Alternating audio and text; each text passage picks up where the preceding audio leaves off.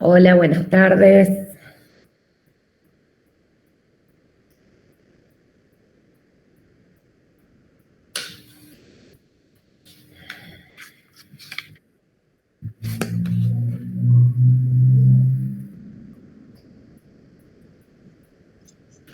Hola, hola Nati. Hola, ¿cómo están?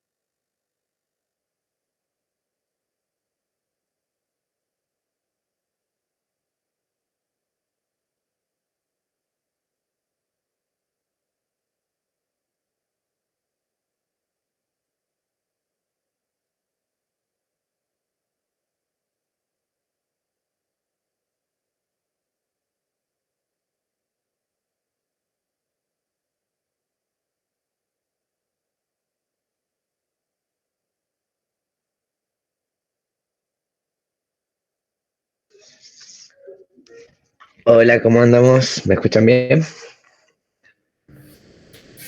Hola, Hola, Geo. ¿Cómo ¿Todo estamos? bien? ¿Cómo están? Muy bien, ¿ustedes? Acá con calorcito, ¿no? Sí, está terrible. A ver si me pongo un poquito más abajo. Ahí está. Bueno, ¿ya estamos para empezar? dale, Em, voy presentando. Dale. Sacar acá.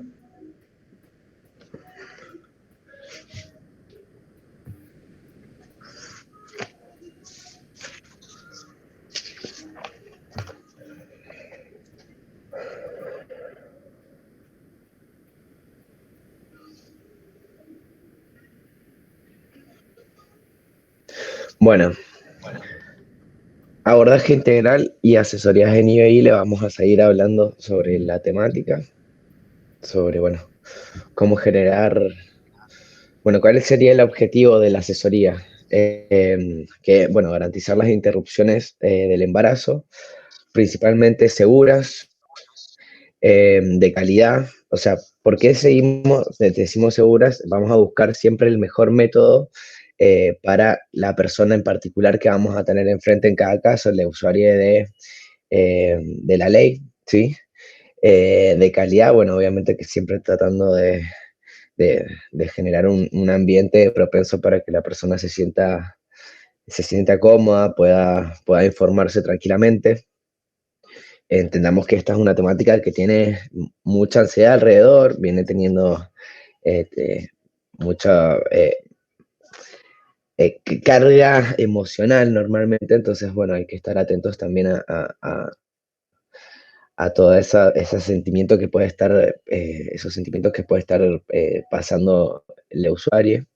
Autónomas, bueno, en eso, principalmente para eso es importante la información que le podamos dar a las personas para que esa decisión la tome desde un conocimiento y la persona sin nosotros interferir en esa decisión más que informando. Bueno, informadas, protegidas, entendiendo también que, bueno, el sistema de salud con estas temáticas a veces sigue siendo violento, discriminatorio, entonces la verdad es que es importante también en eso generar equipos que cuiden a los usuarios, estratégicas.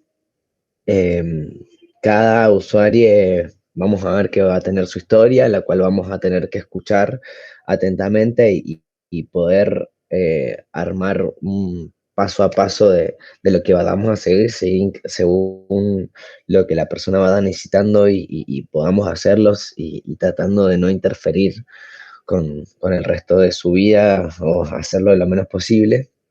Y bueno, siempre también hacer hincapié de que sean acompañadas por sus redes de confianza. Bueno, los componentes de la asesoría sería, bueno, el abordaje integral, los derechos y la información. Vamos a empezar por el abordaje integral.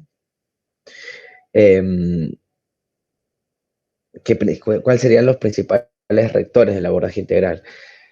Como veníamos diciendo, un trato digno hacia el usuario que está,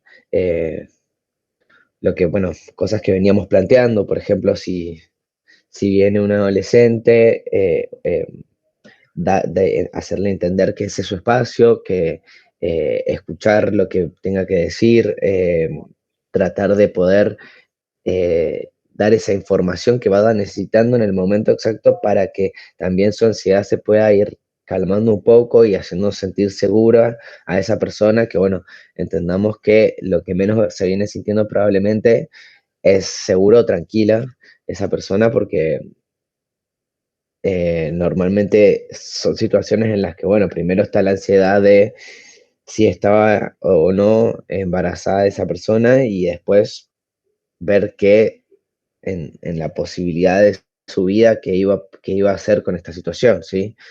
Y por más de que, bueno, pueda llegar a ser que han habido, o sea, siempre hay dos personas las cuales, para que pueda haber una gestación, pero normalmente, y la persona que va a transitar la interrupción es la que tiene que tomar la decisión y la mayoría de las veces es una decisión bastante solitaria, ¿sí? Por más de que su decisión también es bastante solitaria.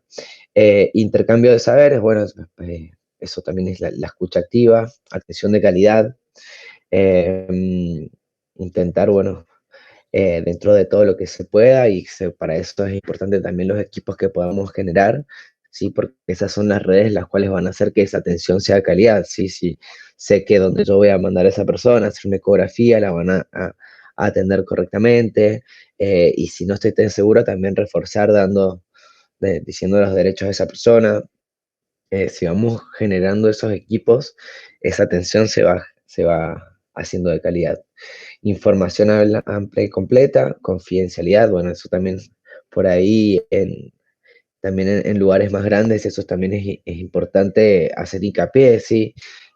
Ver cómo armamos estrategias para que esa persona no sea estigmatizada desde un vamos en una institución porque, bueno, ya saben que va a abortar o porque, fue con ese doctor, bueno, eso también es importante y, bueno, a veces también pasa que, bueno, hay gente que puede venir a preguntar. Es importante que la persona se quede tranquila y que esa información no va a salir del equipo la cual la está acompañando.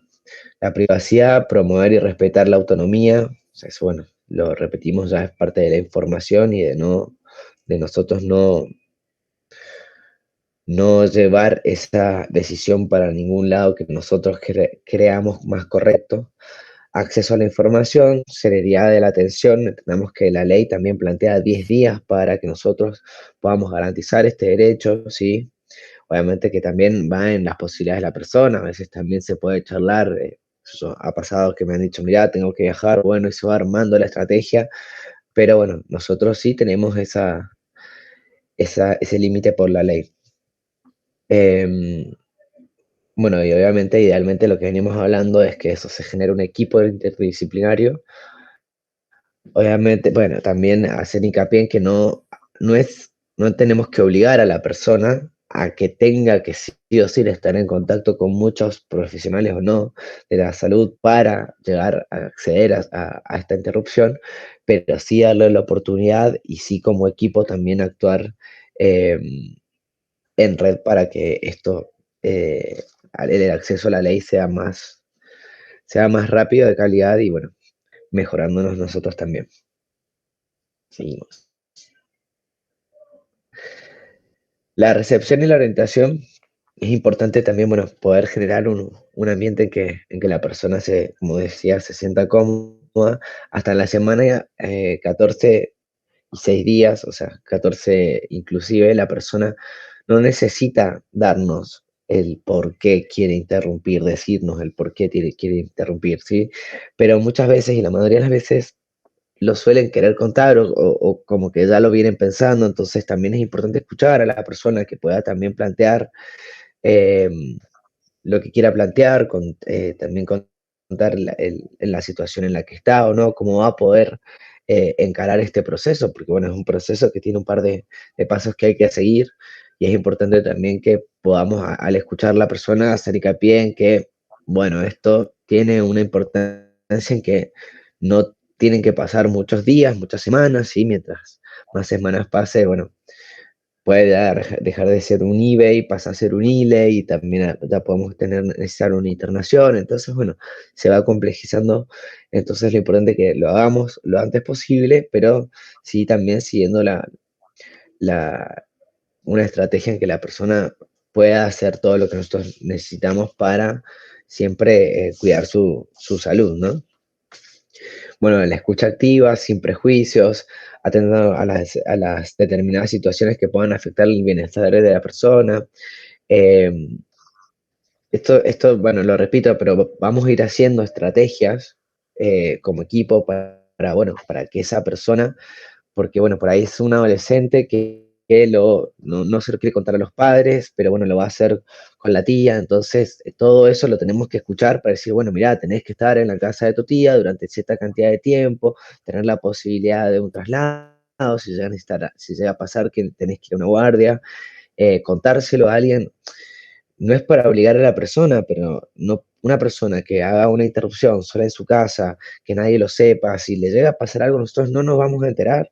Si por suerte llega llegar a una guardia, es importante que alguien sepa qué estuvo, qué ingirió, qué no ingirió, qué medicación hizo, para que el profesional que la va a atender pueda hacerlo de la mejor manera posible. Entonces, bueno, tratar de que en eso también conecte con su red para que se pueda acompañar y si no, bueno, buscar de qué manera eso se puede hacer.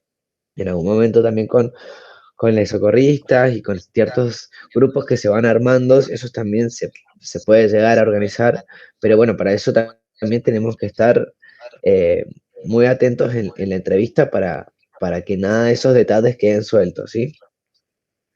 Escuchar el relato sin interrupción y el motivo de consulta.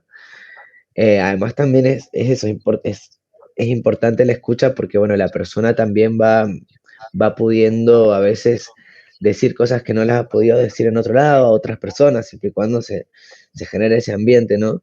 Y a veces también entendamos que muchas de las veces viene de una relación, de un vínculo sexoafectivo en el cual también le van pasando cosas y que también a veces bueno, desde ese vínculo se han roto otras redes, entonces también, bueno, eh, escuchar para que la persona se sienta en ese lugar que sí es un lugar donde puede contar con, eh, bueno, con esa escucha y con ayuda y eso, que puede contar con este equipo, sí, que probablemente son temáticas de las cuales no las va a poder hablar con muchas otras personas. Si la decisión está tomada, acordar los pasos, ¿sí? Muchas de las personas ya saben, es más, ya se han averiguado un montón. Eso es importante también saber qué información tienen, porque bueno, no toda la información es fidedigna, es lo correcto. Sí, muchas han leído, no sé, algunas personas han leído, no sé, páginas que, bueno, no todas tienen la mejor información, pero bueno, ver qué información tienen, armar los pasos que tenemos que seguir. Si la decisión no está tomada, acompañar en el proceso. Eh, como dijimos, indicando la importancia del tiempo, pero bueno, eh, em, siempre recordando que la decisión la tiene que tomar la persona, aunque que nosotros sepamos, creamos que no sé si es la mejor decisión correcta, la tiene que tomar la persona porque esa persona va a pasar por el proceso, es su vida y es su cuerpo. Entonces, bueno, eso es importante de informar las leyes. Tenemos también la ley de los 1000 días, que puede llegar a dar una adopción, que se puede acompañar hasta muchas veces cuando una persona, a veces hasta los últimos días de la gestación para ver si se puede hacer de la menor forma que le afecta a la persona el parto, pero bueno, siempre lo tiene que decir la persona, ¿sí? ¿Sí? Y también estar atentos a que si la decisión no viene siendo presionada por otro lado, para también hacer hincapié en que tiene que ser su decisión. Bueno, las opciones disponibles, eh, invitar a hacer preguntas, resolver dudas. eh, También es eso, importante la información, cuándo darla, porque bueno, repito, yo lo fui aprendiendo también con también al ir entrevistando personas, pero es una situación que normalmente viene con mucha ansiedad. Entonces también el hacer hincapié, bueno, vamos por esto ahora y avancemos un poquito con esto después, porque por ahí es demasiada información que uno piensa que nos están escuchando, pero la persona tiene todo lo que le está pasando en la cabeza. Entonces, es más, anotemos los pasos siempre, la parte escrita, y muchas veces ayuda, porque bueno, como digo, a veces decimos, bueno, listo, quedó todo claro, pero no quedó así. Entonces, que puedan preguntar, volvamos a repetir las cosas a ver si quedaron claras. Bueno, no dar nada, por supuesto, como les decía. Construir un diálogo de dos expertos, rescatar los saberes de la persona y crear las condiciones necesarias. Seguimos. Los derechos. Los derechos que tienen las personas. Bueno, los derechos humanos básicos, es muy importante, que nos va a pasar, seguramente a muchas venimos laborando en esto, pero lo que más tenemos que hacer hincapié es en eso, en repetirle a las personas y educar de cierta forma, bueno, o educarnos juntos, porque a veces no tenemos todas las leyes o no las recordamos a todos de cuáles son los derechos que tiene la persona. Derechos humanos, bueno, básicamente, aunque no son tan básicos, reproductivos y no reproductivos, o sea, las personas, eh, muchas adolescentes tienen muy claro, muchas personas jóvenes tienen muy claro que no quieren gestar y que no van a querer gestar en su vida. Y bueno, es su derecho y nosotros tenemos que respetarlos. Y está la ley de tripsia, la ley o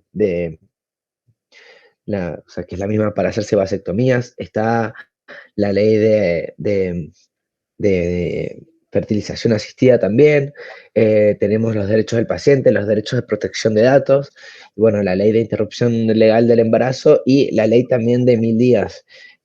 Por lo menos esas son leyes que tenemos que tener bastante a mano, y para poder dárselas a los pacientes y poder ofrecérselas y poder también charlarlas, para que ellos cuenten con esta información, no solo en este caso, sino para lo que para su vida misma y bueno, muchas de las personas que es algo repetitivo que pasa por lo menos en mi consultorio o en la mayoría, es que quisieron ligarse y por ahí no las dejaron o les dijeron esa vez que no.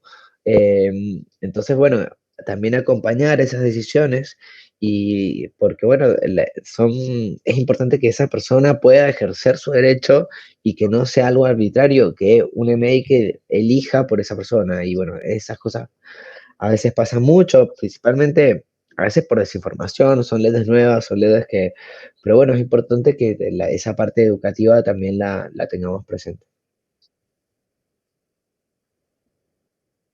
Bueno, vamos a mí me toca como hablar de la parte más técnica, de la información técnica que, que tenemos para compartir.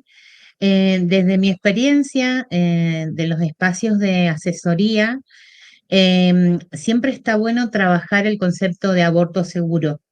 Y desde hace un tiempo se está hablando de seguro y de calidad, porque la definición más dura de aborto seguro es una práctica que se realiza sin riesgo, con insumos o prácticas adecuadas y con un personal entrenado. Pero entendemos que la calidad aporta también a que la persona esté en condiciones de salud para poder asumir la práctica, que sea contemplada todo su entorno personal, esta mirada biofísico-social. eh, es una práctica que está involucrada, que es de bajo riesgo, por supuesto, así está definido en la Organización Mundial de la Salud, pero sí tenemos que tener condiciones sanitarias adecuadas, por ejemplo. Entonces, hablar de una práctica segura también es sugerirle o preguntar a la persona que tenemos enfrente si tiene las condiciones en su casa apropiadas para poder eh, transitar un tratamiento ambulatorio en el caso de que sea con medicación. Si tiene baño en condiciones, si tiene agua, si vive con muchas otras personas, si va a tener intimidad, eh, todas esas, eh, todas esas aristas también construyen un aborto seguro y de calidad.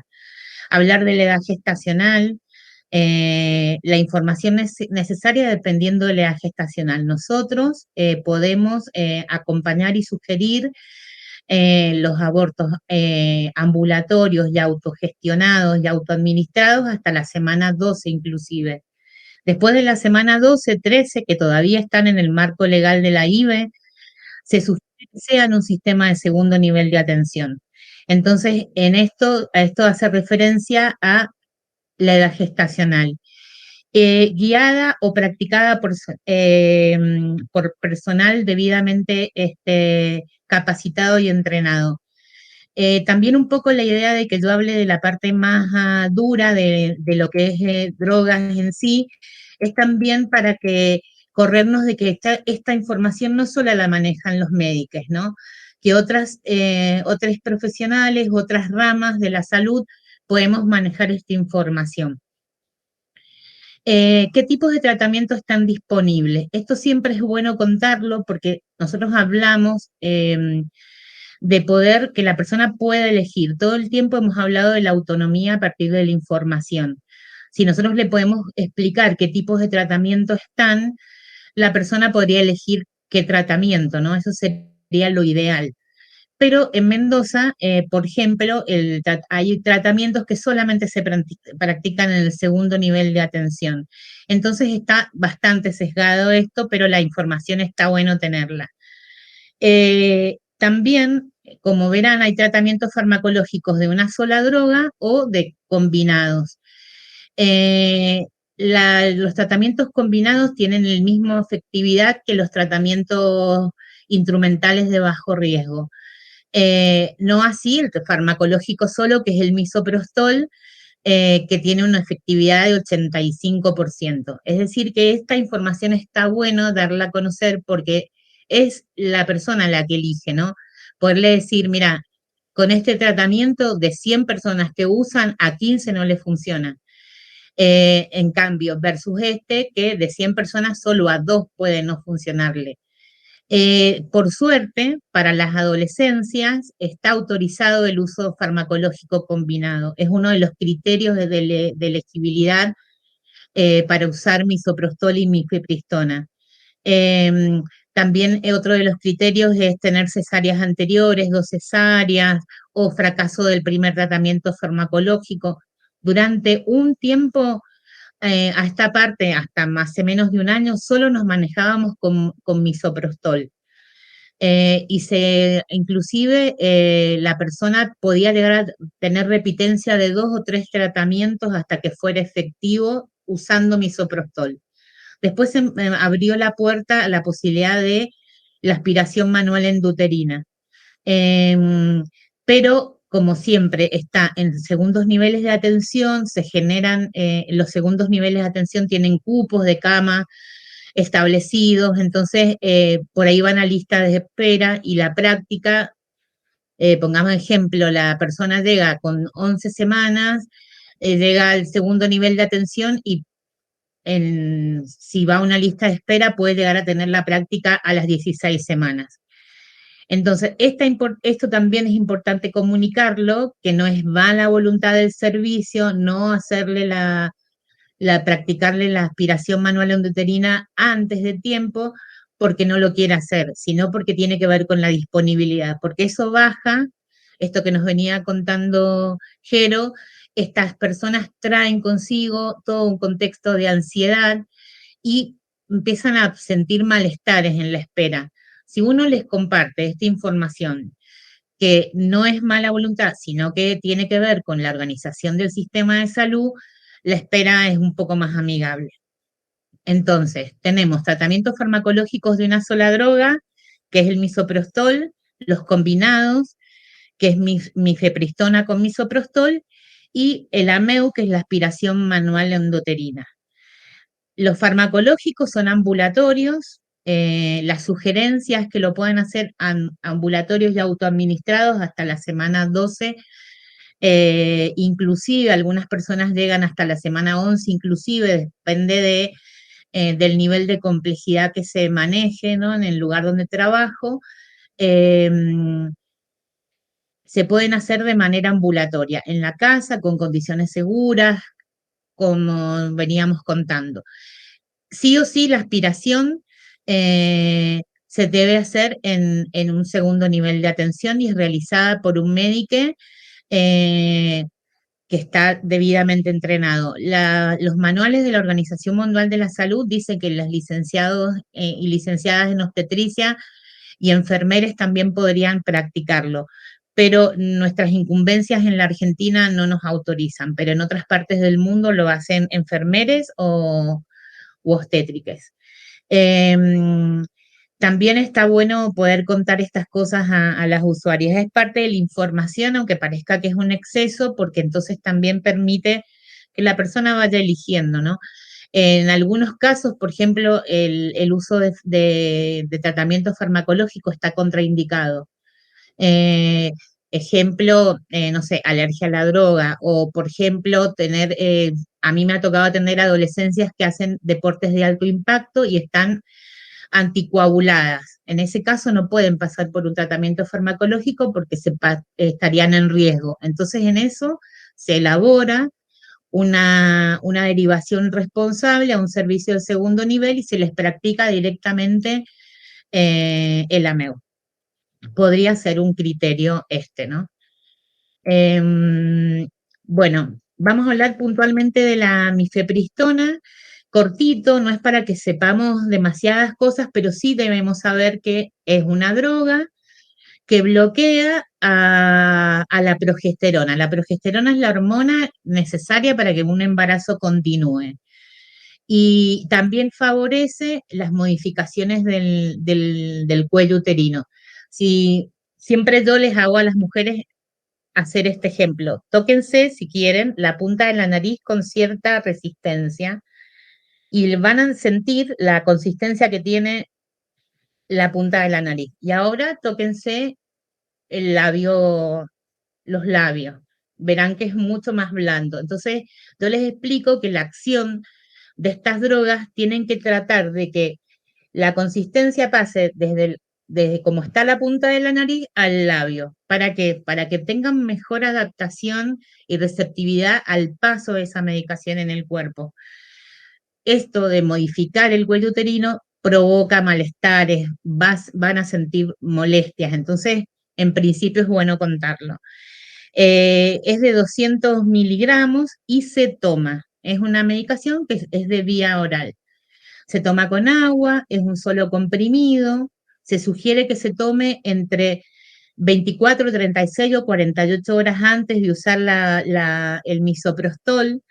Es un tratamiento más reducido que cuando es con misoprostol solo y no provoca síntomas en las personas mientras lo usan. ¿Qué es el misoprostol? El misoprostol es un análogo a una hormona que tienen las personas con capacidad de gestar, y en realidad todas las personas están dentro de la célula, a una prostaglandina que se llama prostaglandina E1, y es un análogo, es una forma química artificial creada que hace más o menos unos 42 años se fabricó y se empezó a usar de uso obstétrico. Lo que hace técnicamente es mover el cuerpo uterino, generar contracciones, también modificar el cuello, y de esa manera se expulsa el contenido. El misoprostol se coloca en zonas de mucosa, no se traga. Ahí están abajo los dibujitos, se puede colocar vía vaginal, vía sublingual o bucal. Se autoadministra, entonces esta información nosotros la tenemos que manejar porque tenemos que poder ayudar a hacer a las personas un plan de uso de la medicación. También se sugiere que si se elige una vía de administración no se debe modificar, que siempre se debe usar la misma. Son comprimidos de 200 microgramos, pero la dosis son 4 comprimidos que no se mastican, no se tragan, se dejan disolver, y el tratamiento farmacológico es que se usan 3 dosis de misoprostol. Este sí provoca más síntomas y efectos colaterales. Siempre es bueno tener un gráfico, un dibujo, algo que nos permita poderle explicar dónde actúa cada droga. Por lo menos a mí me ha funcionado mucho porque les ayuda a interpretar qué es lo que les está pasando, ¿no? Eh, Saben que van a expulsar sangre o contenidos y uno les tiene que explicar que son contenidos, tejidos endometriales, membranas, el producto de la gestación. Como muestra el dibujo, la mifepristona actúa en la decidua, directamente le quita el oxígeno y le quita la progesterona a las venas que unen el producto de la gestación a las paredes del útero. Y actúa modificando el cuello. Y sin embargo, el misoprostol actúa generando un movimiento contráctil y también dilatando el cuello. Todo eso hace que el tratamiento sea 98% efectivo. Hay que contar que usar misoprostol y este tipo de medicamentos trae efectos secundarios, que pueden estar presentes todos, a veces solo algunos, y para evitarlo siempre se usa una premedicación. Se usa ibuprofeno, se usa metoclopramida. Es esperable que estos síntomas estén presentes. Siempre pueden ser, a veces si tomé medicación, premedicación, el ibuprofeno, la metoclopramida, la medicación para la diarrea, estos van a ser menores o no van a estar presentes. Entonces, de buena práctica indicarlos, sugerir y enseñarles cómo los deben usar en sus dosis correctas. Esto es normal que esté presente 24 horas, inclusive de la última toma. Entonces, para que no se asusten. Y esto provoca mucha adhesión cuando uno lo explica, porque entonces cuando están transitando por estos síntomas o estos malestares, no se asustan, no creen que están pasando por algo que se está complicando el proceso de la interrupción. A mí en lo personal me ha dado mucho resultado siempre también compartir esta información con la persona que va a acompañar, amigue, quien sea, para que también conozca que son signos esperables y que no se asuste y en vez de generar un apoyo y una red de contención, genere más alarma y más susto en la persona. Bueno, el ameo es una práctica que, como les dije, está en el segundo nivel de atención. Esto da un comentario personal. Aspiro que esté muy pronto en la atención primaria. Es de bajo riesgo, es altísima su efectividad. Tiene una duración muy corta de 15 minutos, 30 en total es el proceso.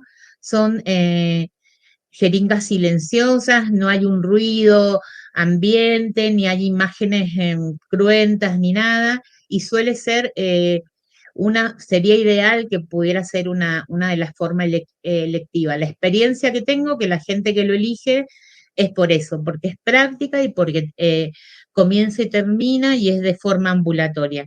Sin embargo, acá en Mendoza aún lo hacen con un periodo de internación, después generan una evaluación posterior, están en una curva de aprendizaje, eso es como lo define el programa. Pero bueno, es una práctica que también tenemos que poder saber explicar, porque si tuviéramos alguna de estas situaciones de tenemos que derivar alguna de las adolescencias a un segundo nivel de atención, poderles decir que es una práctica que es un procedimiento que se usa anestesia local, como la que se usa en odontología, que es un procedimiento corto, que es de bajo riesgo, que es muy efectivo.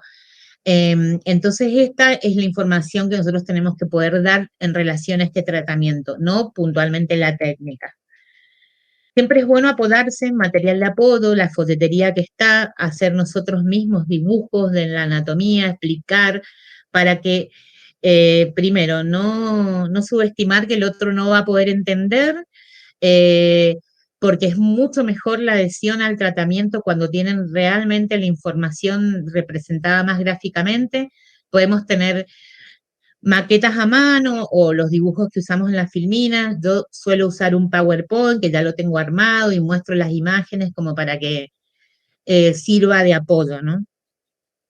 También tenemos que contar los signos de alarma, que son las cosas que deberían hacer que las personas que están haciendo procedimientos ambulatorios con misoprostol solo o con mifepristón y misoprostol deben conocer para poder asistir a un hospital. Por suerte, hoy nos acompaña una ley que habla claramente, que dice que los cuidados deben ser antes, durante y post tratamiento.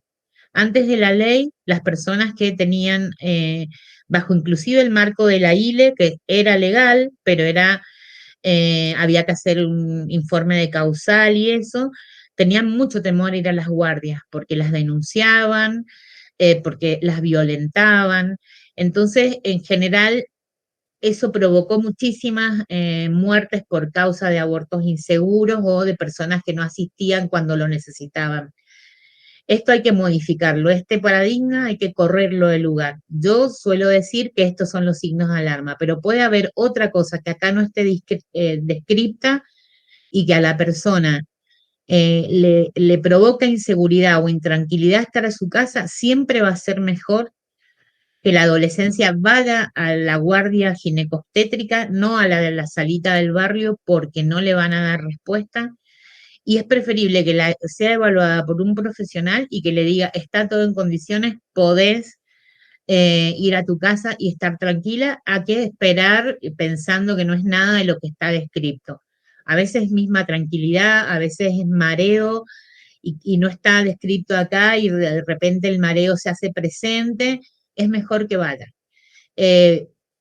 Nosotros podemos darle una copia del consentimiento informado y le sugerimos que asista a la guardia con la copia del consentimiento informado y los estudios que se realizó para el procedimiento, o una foto del consentimiento informado y fotos de los informes, de la ecografía y los análisis, cosa de que ella pueda asistir segura y sabiendo que hay una ley. Por eso es tan importante nombrar el marco legal y saber estos derechos del paciente, si me hace, asistís a una guardia, tenés que decir esto, y el derecho te protege de esta forma en la asistencia, para darle seguridad a la hora de pedir la demanda de esa atención. La urgencia que la convierte realmente en urgencia, que no pueden esperar, que ni siquiera consultar, es el sangrado abundante. Jero contaba de que el socorrismo o agrupaciones feministas o agrupaciones de profesionales manejaron siempre información en relación a la cantidad del sangrado y enseñaron a cuantificar de manera simple el sangrado. Entonces siempre se les pide que usen toallitas de tamaño normal, de toallitas femeninas de tamaño normal, que una toallita bien empapada representa 100 centímetros de sangre.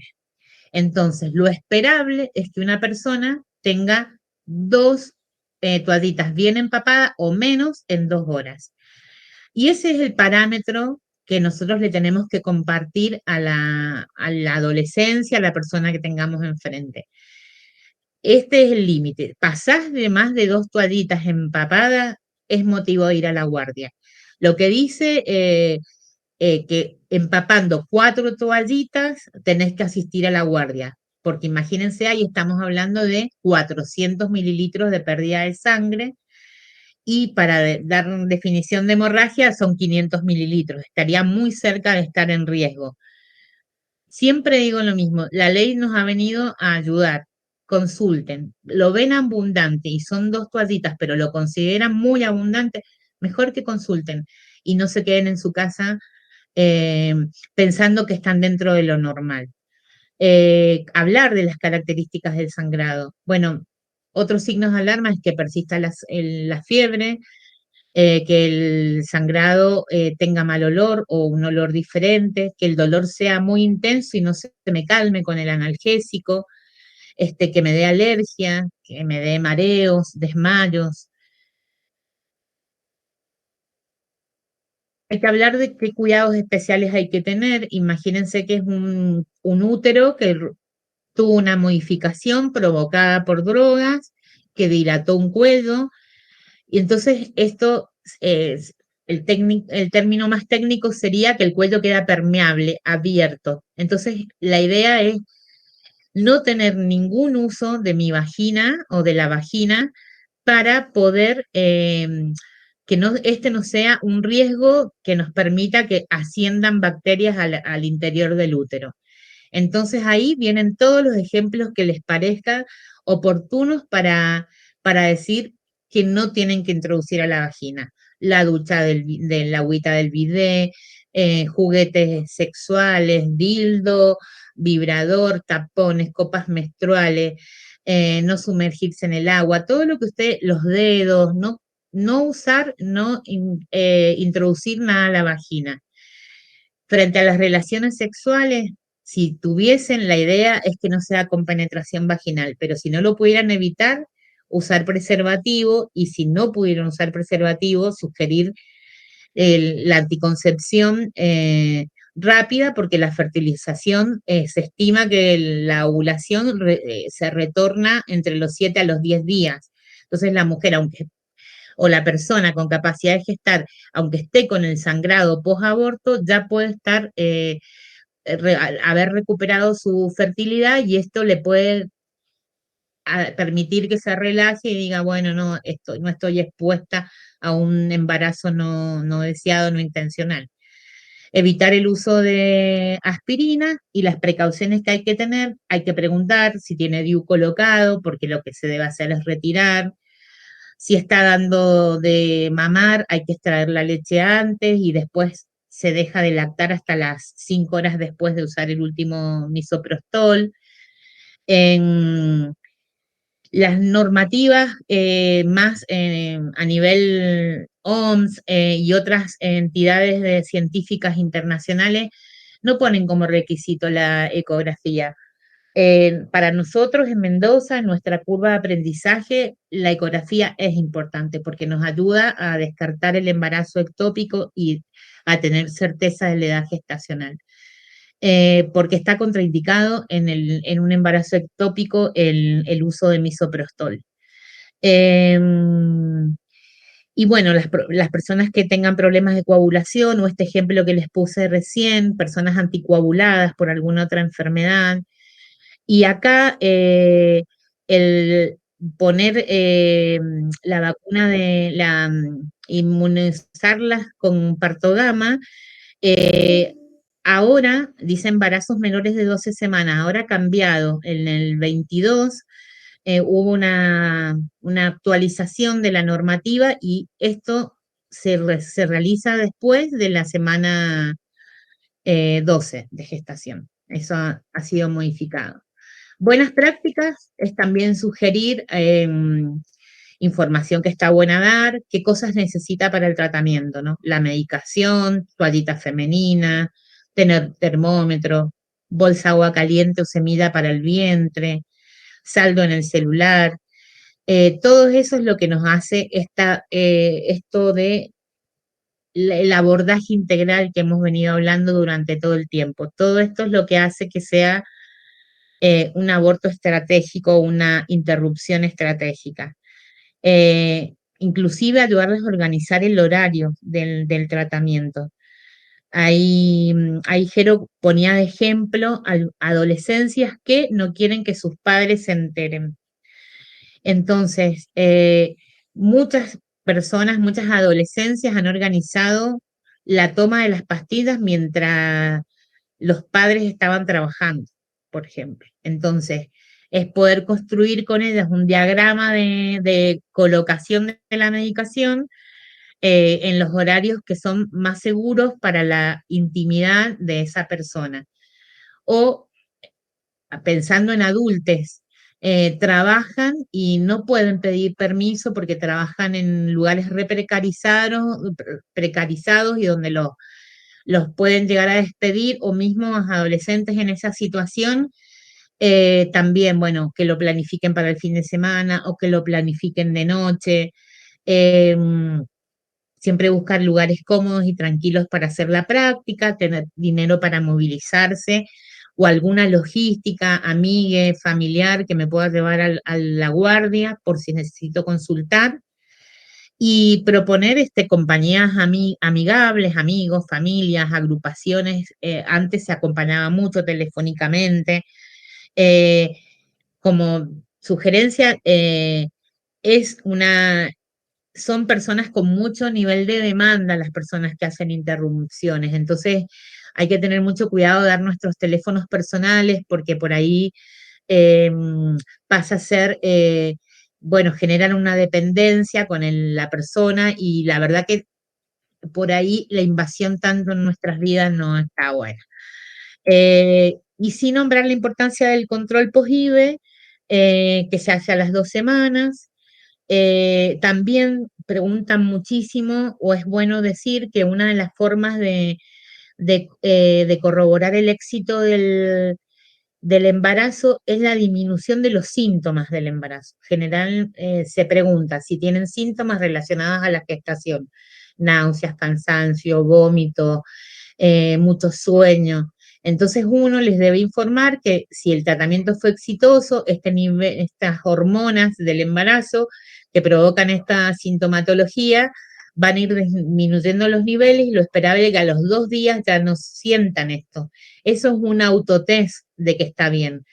No se les sugiere hacerse la ecografía inmediatamente porque siempre van a encontrar tejidos todavía circulando o engrosando la cavidad interna del útero, que para los profesionales que hacen ecografía lo informan, se observan restos.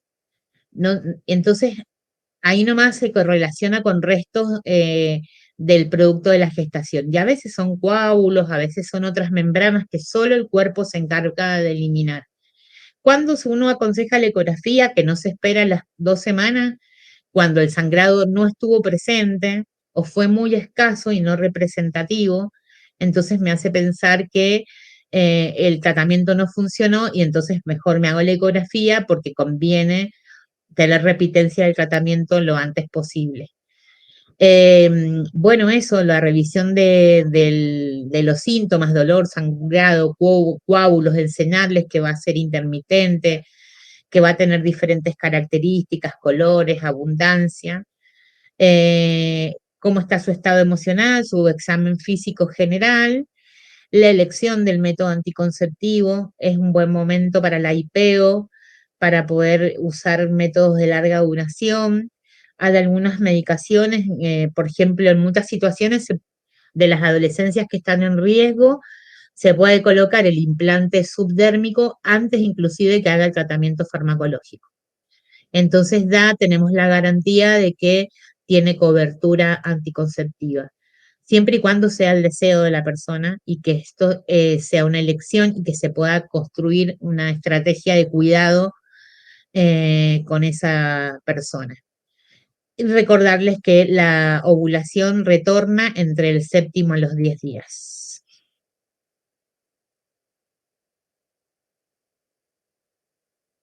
A ver.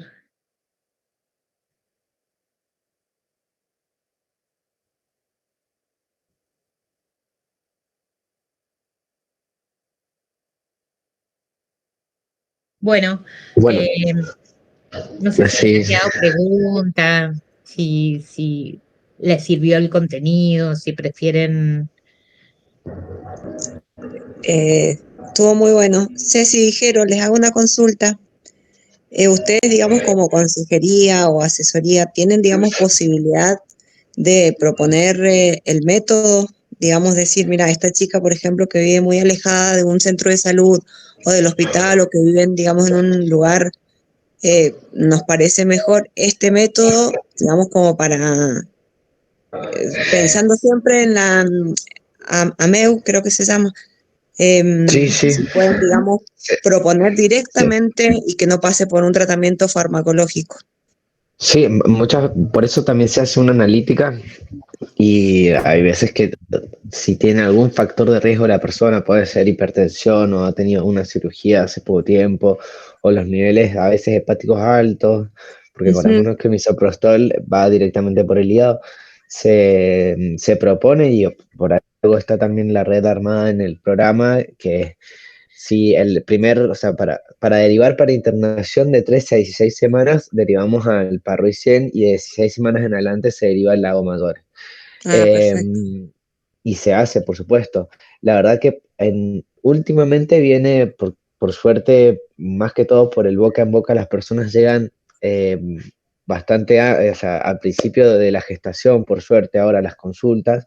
Entonces no estamos, por lo menos en cerca del Ospe, o sea, en el este estamos no llegando tanto a derivar tantas personas, porque bueno, en un Ujú. momento cuando había muy poca información, la gente llegaba muy tarde, entonces había ahí sí que más complicaciones para derivar. Pero siempre se hace todo para cuidar a la persona, lo que se necesite.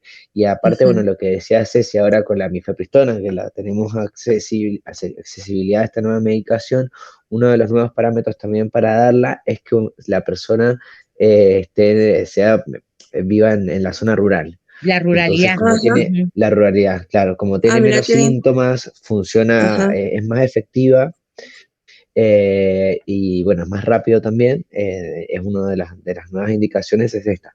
Pero bueno, recién estamos empezando y tenemos, de misoprostol tenemos mucha medicación, por suerte de mifepristona venimos teniendo, o sea, Sí, les de cuento la que la dupla venimos mifepristona teniendo. no es una droga legal en la Argentina. Por Ajá. Bueno, ahora sí se está haciendo gestiones a nivel nacional, de hecho, para la fabricación de mifepristona nacional, y eso modificaría muchísimo los tratamientos. Y en función a tu pregunta de la anticoncepción, nosotros en la primera encuentro hablábamos de que siempre, y lo hemos repetido, es construirla con el otro, ¿no? Entonces, es de muy buena práctica hablar de métodos anticonceptivos antes del tratamiento y que la persona puede elegir, ¿no? ¿Qué tratamiento, qué método? Porque es violencia, de repente, que ha pasado en muchas situaciones que les colocan el método anticonceptivo sin haber hecho la asesoría adecuada. Ejemplo, Cojameu, poner el DIU inmediatamente. Si no te explican que vas a tener un sangrado más abundante, que tus menstruaciones pueden ser más largas, vas a tener menos adherencia al método. Y eso lo va a hacer un método con posibilidades de fracaso. Y la verdad que es un método muy efectivo y de larga duración. Entonces, sería un acto de violencia eh, tener el sentido de la oportunidad. La oportunidad se aprovecha, pero a través del consentimiento de la persona y la información. Y lo ideal es que sí.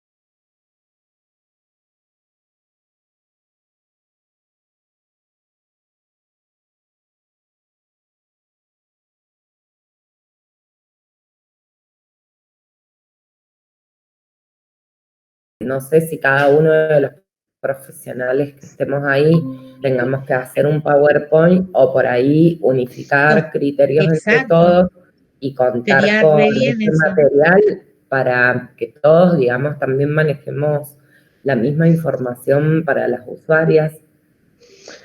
está Sí, bueno. totalmente, estaría genial.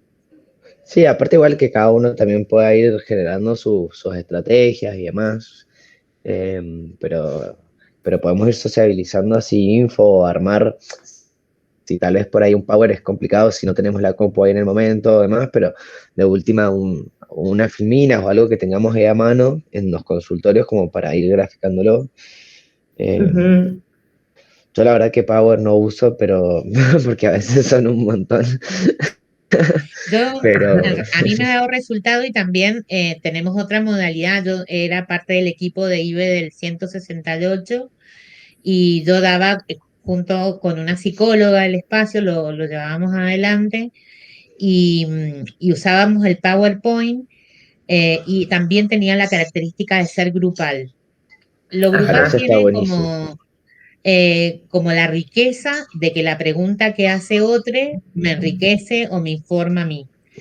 Pero también al mismo tiempo se pueden diluir o perder las particularidades. Pero uno deja siempre abierto, inclusive las invitaciones, puedes asistir acompañada.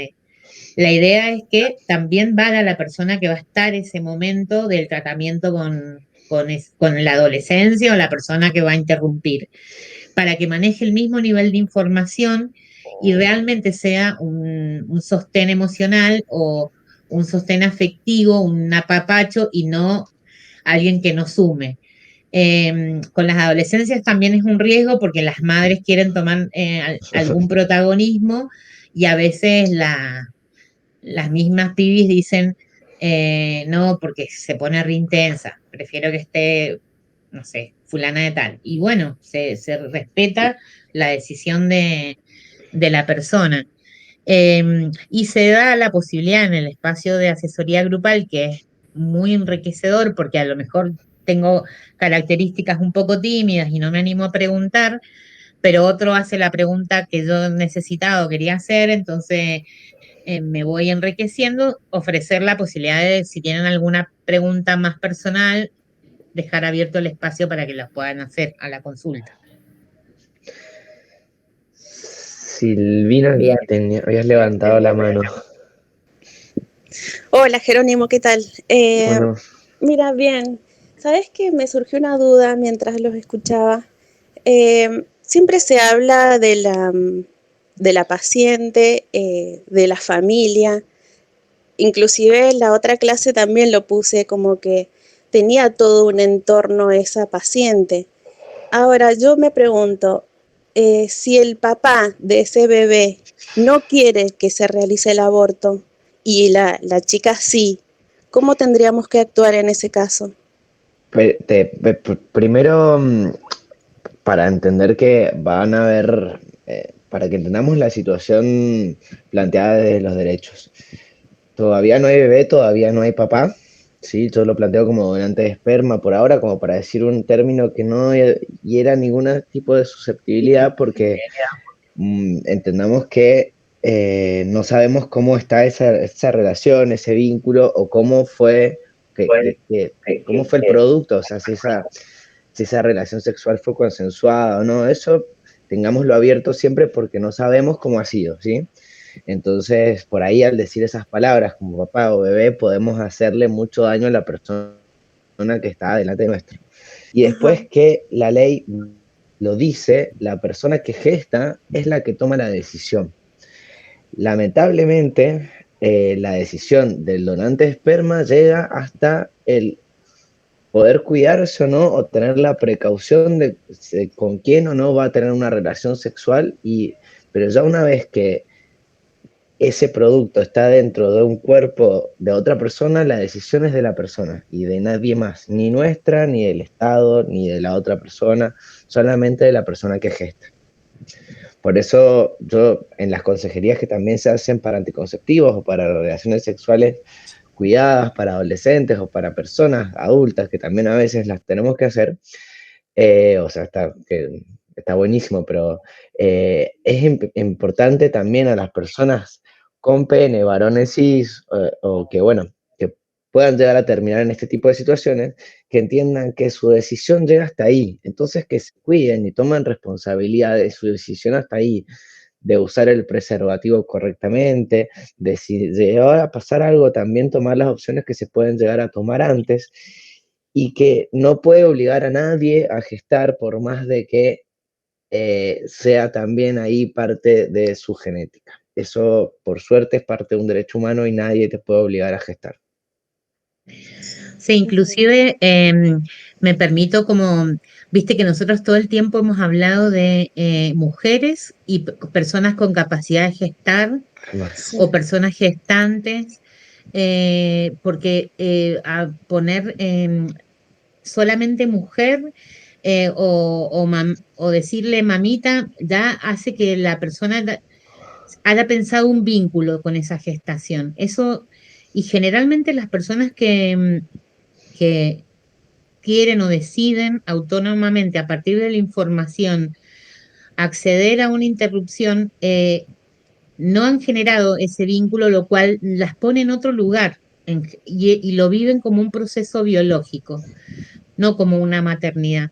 Y uno también tiene que dar como esa posibilidad. Y muchas veces, inclusive, han recibido la información y cuando se han encontrado revisándose, pensando, no, pero yo ya tengo una vinculación o siento un apego por esta gestación, de ahí ya cambia el concepto.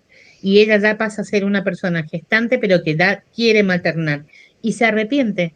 Por eso no es una ley que obliga a nadie, ¿no? Es voluntaria y se puede arrepentir y uno lo tiene que decir que dentro de sus elecciones está también sostener la gestación si quiere e inclusive dar en adopción o gestar y maternar, que son frente a una misma situación biológica, diferentes formas de poder abordar, ¿no?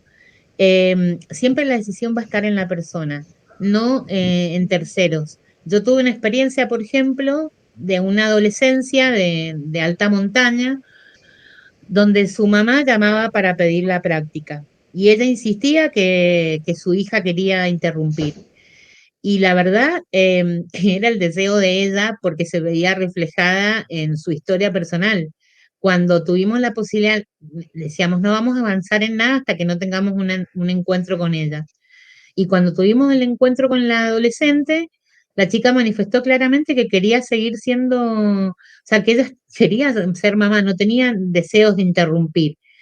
Entonces siempre van a haber otros que van a inducir a esa toma de decisión y hay que darse el lugar de poder tener ese espacio de privacidad que nombramos tantas veces, de confidencialidad, para que el otro pueda elegir y decir, realmente darle las herramientas para que esa decisión sea informada.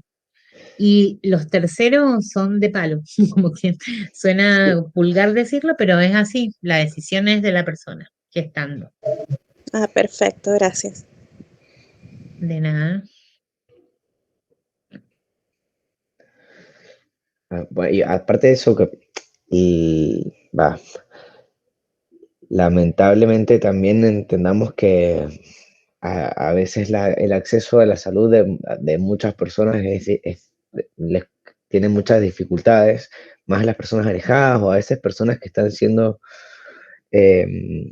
víctimas de violencia dentro de sus hogares, por sus parejas, por su familia. Y muchas veces son personas que hasta tienen la historia de que no querer llegar a tener que hacer esa práctica, pero están siendo víctimas de y ya tienen, o sea, para poder escapar, o sea, las historias son un montón. Y lo importante de todo eso es que todo lo que va a pasar lo va a vivir esa persona. Entonces, lo importante también, por más de que no es que no importe lo que quiera o no otra persona, a esa otra persona se le puede garantizar acceso a terapia psicológica, acceso a la salud por otros lados, pero sí la persona que tenemos enfrente tiene que ser nuestra prioridad y no quiere decir que no vamos a hacer caso a lo que le está pasando a su entorno, pero ya per se es bastante difícil muchas veces, no la práctica, sino todo el contexto que tiene alrededor, eh, el estigma, lo de los miedos, el no poder hablarlo con mucha gente, las presiones, el tener que llegar a eso solamente por lo económico, porque eso pasa mucho. Entonces, primero, prestar atención a esa persona que tenemos enfrente, así podemos hacer una atención de calidad y trato digno, ¿no? Y después también atender a esa otra persona si se acerca a nosotros o si podemos hacer algo, y desde salud que se pueda acercar hasta los servicios, pero bueno, no quiere decir que sea la misma situación, ¿sí? Inclusive, Jero nos contaba, empezó la presentación diciendo, estas son cosas que yo he ido aprendiendo y aprendo todo el tiempo con las personas también, ¿no?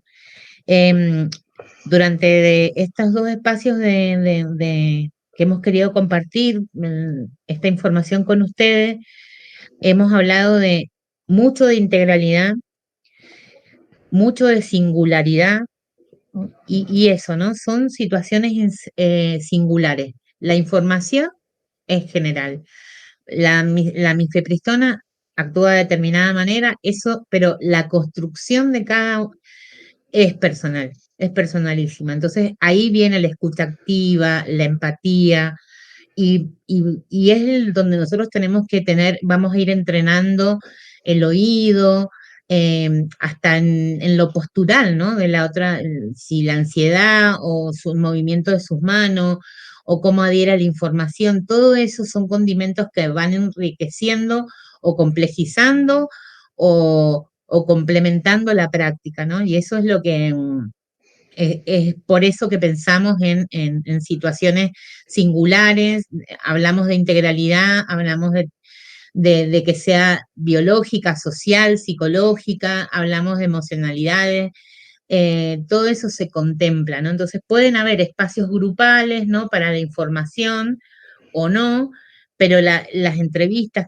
las instancias que sean el mano a mano, con la persona, que podamos ir construyendo y que el otro también, ¿no? Tener esa lectura, tomar los saberes del otro y la posibilidad de tener esa lectura para acompañarla en ese proceso, que es singular y es distinto a la adolescente que estaba al lado, que tenía la misma edad biológica y venía y vivía en el mismo barrio, al lado, manzana 40 de la Estanzuela, manzana 41 de la Estanzuela.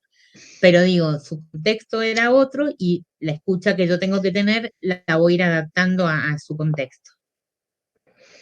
Sí. La verdad que cuando uno está en esos espacios, Jero nos decía recién, uno aprende con el otro, ¿no? Aprende escuchando O sea, a además mirar al otro, a lo que... son temáticas las cuales no van o sea, nos movemos entre redes amigables, o sea, no, es difícil a veces contar con compañeros profesionales o no, que si no están en la temática que puedan dar mucho una mano, por eso es importante también eso, contar con nosotros, poder saber que nos podemos preguntar cosas, que lo importante, y eso sale de una escucha y de una empatía, porque si no vemos la singularidad que es gigantesca en cada caso, tampoco podemos ver eso que también podemos aportar nosotros, o que tal vez si yo no lo sé, lo sabe mi compañero, y sé que mi compañero lo sabe porque también hemos estado hablando de las temáticas entre nosotros. Entonces, es un trabajo en equipo siempre, y mientras más podamos contar con nosotros, mejor vamos a poder hacer nuestro trabajo.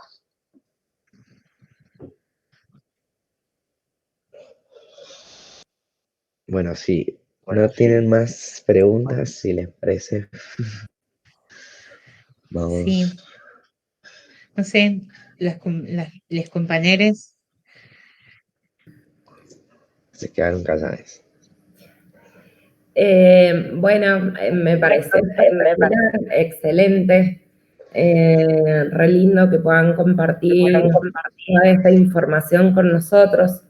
Yo no sé si queda algún otro encuentro, pero por ahí me gustaría que cuando, o sea, si hay posibilidades de que hagamos un encuentro en forma personal, por ahí para que todos procesemos ahora la información que nos han bajado, porque bueno, por ahí en el momento no salen preguntas y después cuando uno procesa toda la información se pueden generar algunas dudas.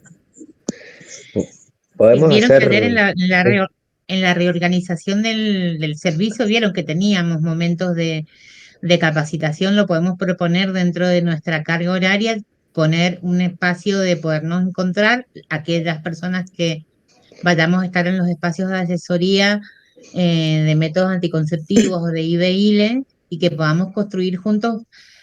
Por eso, cada uno tiene su impronta para decir o para expresarse, pero por ahí tener, sí, claro, las evidencias científicas, esas cosas que nos dan seguridad a todos para trabajar y poder conocer los protocolos que maneja la provincia y todo ese tipo de cosas, las podemos socializar, por supuesto, y poner un día de encuentro y trabajar en eso. Y hasta lo que entendí bien ayer, nos lo van a contemplar como horas trabajadas y lo que le va a dar riqueza a nuestro laburo, me parece.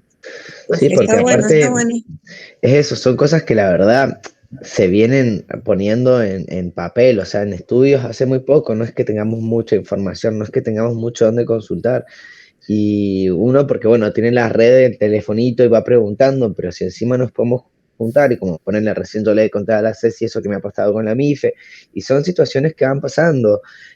No sé, la otra vez en una ecografía tuvimos la duda de una mola, que es algo rarísimo que puede llegar a pasar, que es un crecimiento que pasa desde la placenta, que puede llegar a ser un cáncer, y es uno en cada 1000 embarazos, ¿me entendés? Pero bueno, eso te da la pauta de decir qué importante a veces son las ecografías, ¿me entendés? Que a veces uno las trata de descartar, o la misma usuaria, porque no quiero pasar por esto, y decir, bueno, mirá, la verdad es que explicarle, y eso también lo vamos haciendo en las charlas en equipo, entre la misma red.